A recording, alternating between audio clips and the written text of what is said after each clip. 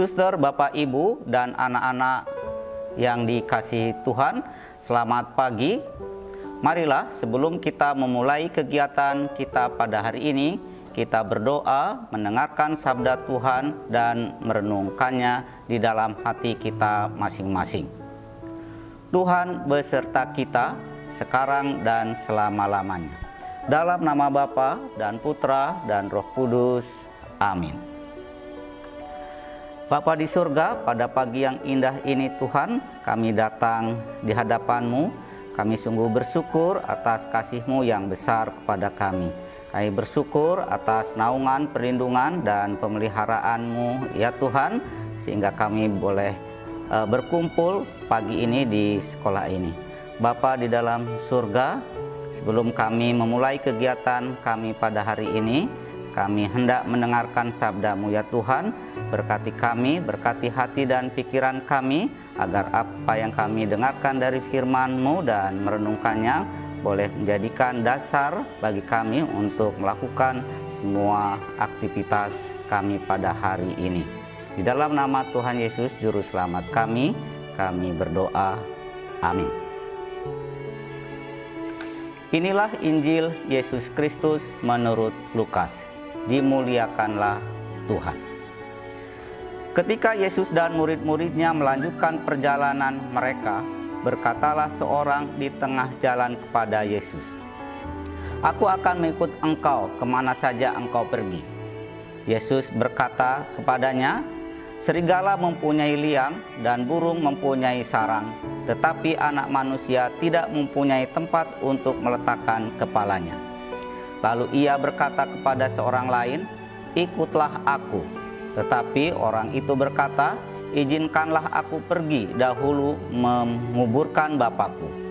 Tetapi Yesus berkata kepadanya, "Biarlah orang mati menguburkan orang mati, tetapi engkau pergilah dan beritakanlah kerajaan Allah di mana-mana." Dan seorang lain lagi berkata kepadanya, "Aku akan mengikut engkau Tuhan, tetapi izinkanlah aku pamitan dahulu kepada keluargaku." Tapi Yesus berkata, "Setiap orang yang siap untuk membajak tetapi menoleh ke belakang tidak layak untuk kerajaan Allah."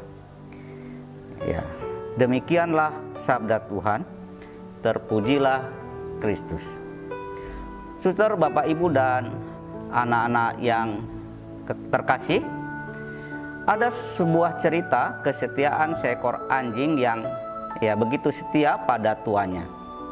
Di Jepang ada legenda seekor anjing yang setia menemani tuannya.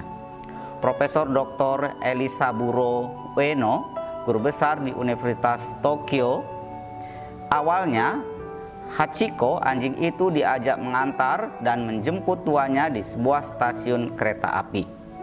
Setiap hari Hachiko selalu menunggu dengan setia kedatangan sang profesor. Suatu saat tahun 1925, seorang profesor tidak muncul di stasiun karena meninggal di tempat ia mengajar. Namun Hachiko dengan kesetiaan luar biasa tetap menanti hingga tengah malam. Keesokannya, lusa, dan bahkan dikisahkan seterusnya selama 10 tahun ia terus menunggu. Suatu saat Hachiko tertabrak dan mati seketika. Kisah ini sangat mengharukan masyarakat Jepang, sehingga mereka mengabadikannya dengan mendirikan patung anjing. Ya, dari kisah yang baru saja kita dengar, kita bisa merenungkannya. Setiap kali kita merasa bahwa mengikut Yesus, pastilah semuanya akan berjalan dengan baik-baik saja. Namun jika kita menelaah lebih jauh, iman kita justru semakin bertumbuh ketika dalam mengikut Yesus begitu banyak, dalam tanda petik, kerikil dan ketidaknyamanan yang kita hadapi. Kita harus siap menerima segala macam ketidaknyamanan dalam melayani Tuhan. Tuhan mengetahui kedalaman isi hati kita, termasuk motivasi kita dalam mengikuti Tuhan. kita dipanggil menjadi pelayan Tuhan yang tangguh dan berkomitmen serta tidak lagi menoleh ke belakang. Inilah yang diingatkan Tuhan Yesus kepada para murid-Nya dan kita. Saat kita sudah berkomitmen untuk melayani, untuk melakukan pekerjaan Tuhan, terimalah tanggung jawab dan resikonya. Dalam tanda petik menoleh ke belakang dalam perkataan Tuhan Yesus di Injil Lukas memberi kesan negatif. Menoleh ke belakang di sini bukan berarti kita bisa belajar dari kesalahan di masa lalu. Sebaliknya, saat kita menoleh ke belakang, ada banyak hal yang bisa menghalangi kesungguhan kita dalam melayani. Masa lalu yang pahit, keluhan, kritik, atau keadaan kita yang menyenangkan di masa lalu. Kisah Hachiko merupakan sebuah contoh kisah yang baik dalam hal kesetiaan yang luar biasa, di mana kesetiaan yang luar biasa dapat kita lakukan, yaitu dengan ketekunan melakukan hal-hal kecil dalam setiap tanggung jawab yang diberikan kepada kita. Tentu saja kesetiaan juga memerlukan ketulusan hati, karena dengan melakukannya dengan tulus hati, segala kegiatan kita dapat dilakukan dengan gembira dan setia. Begitupun dalam mengikut Tuhan Yesus, di mana kita memerlukan kesetiaan, ketekunan, dan ketulusan dalam kehidupan kita sehari-hari.